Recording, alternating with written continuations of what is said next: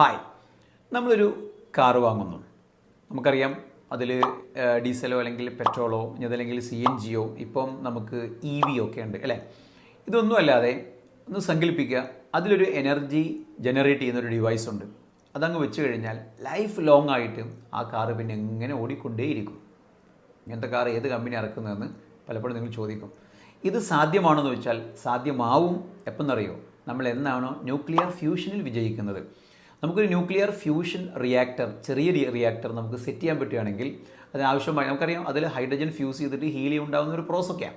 എന്താണെങ്കിലും അത് നമ്മൾ വിജയിക്കുന്നതോടുകൂടെ ഇത് പോസിബിൾ ആവും. സോ അത്തരത്തിലുള്ള റിസർച്ചുകൾ നടന്നുകൊണ്ടിരിക്കുന്നുണ്ട്.